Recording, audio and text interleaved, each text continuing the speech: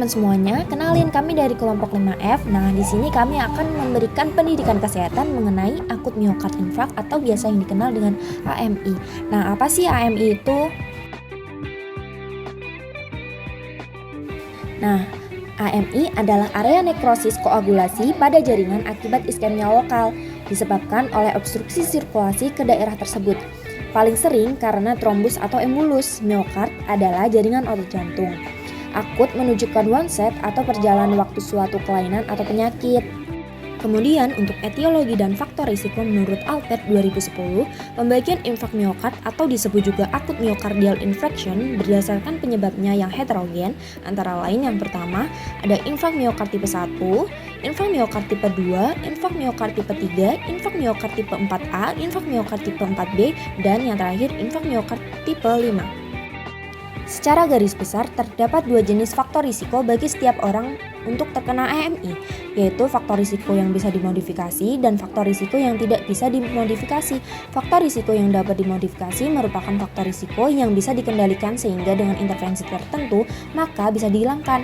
Yang termasuk dalam kelompok ini diantaranya yang pertama yaitu merokok, konsumsi alkohol, infeksi, hipertensi sistemik, obesitas, tipe kepribadian, dan kelas sosial. Kemudian juga ada kurang olahraga, penyakit diabetes, usia, jenis kelamin, riwayat keluarga, ras, dan yang terakhir ada yaitu geografi.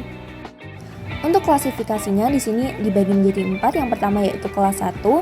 Aktivitas fisik biasa tidak menyebabkan angina. Angina terjadi dengan aktivitas fisik yang berat, cepat, atau lama pada saat kerja atau rekreasi.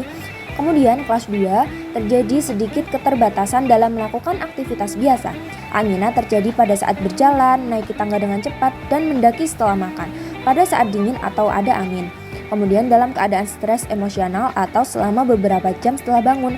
Angina terjadi ketika berjalan lebih dari 2 blok dan menaiki lebih dari 1 anak tangga, biasa dengan kecepatan normal dan dalam kondisi normal. Kemudian kelas 3, aktivitas fisik biasa terbatas secara nyata. Angina terjadi ketika berjalan 1-2 blok dan menaiki 1 anak tangga dalam kondisi normal dengan kecepatan normal. Kemudian yang terakhir kelas 4, di mana aktivitas fisik tanpa ketidaknyamanan tidak mungkin dilakukan. Gejala angina dapat timbul saat istirahat. Kemudian di sini ada manifestasi klinik. Tanda dan gejala dari serangan jantung tiap orang tidak sama. Banyak serangan jantung berjalan lambat seperti nyeri ringan atau perasaan tidak nyaman. Bahkan beberapa orang tanpa gejala sedikit pun atau dinamakan silent heart attack. Akan tetapi pada umumnya serangan AMI ini ditandai oleh beberapa hal berikut. Yang pertama nyeri dada, kemudian sesak nafas, dan gejala gastrointestinal. Untuk komplikasi yang pertama ada gagal jantung kongestif. Apabila jantung tidak bisa memompa keluar semua darah yang diterimanya, dapat mengakibatkan gagal jantung kongestif. Kemudian, yang kedua, disritmia. Dapat timbul akibat perubahan keseimbangan elektrolit dan penurunan pH. Kemudian yang ketiga, shock kardiogenik. Dapat terjadi apabila jantung curah jantung sangat berkurang dalam waktu lama. Untuk penyakit AMI ini kita bisa mencegah sejak dini loh, yakni dengan menerapkan gaya hidup sehat.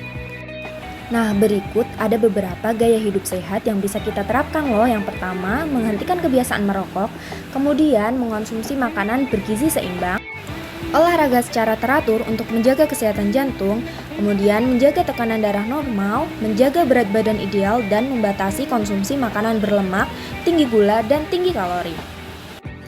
Untuk pencegahan yang lain, kita juga bisa menggunakan cara cerdik loh.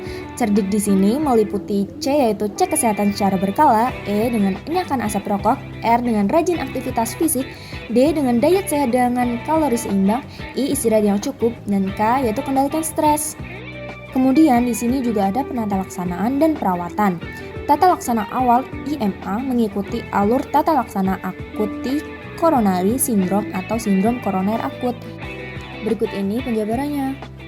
Yang pertama aspirin, kemudian yang kedua oksigen, kemudian yang ketiga nitrogliserin, yang keempat morfin, yang kelima terapi reperfusi, yang keenam terapi antitrombotik, yang ketujuh antiplatelet, yang kedelapan antikoagulan, yang kesembilan coronary arteries bypass grafting atau CABC, dan yang terakhir yaitu rujukan. Kemudian untuk kesimpulannya, infark miokard akut merupakan kondisi medis yang serius dan mengancam jiwa. Penelitian ini telah mengidentifikasi beberapa faktor risiko utama. mekanisme patofisiologi, dan strategi pengobatan yang efektif untuk mengatasi IMA. Namun, masih diperlakukan penelitian lebih lanjut untuk mengembangkan terapi yang lebih spesifik dan personalisasi, serta meningkatkan upaya pencegahan primer. Sekian pendidikan kesehatan mengenai AMI dari kelompok kami. Semoga dapat bermanfaat untuk teman-teman semua ya. Terima kasih.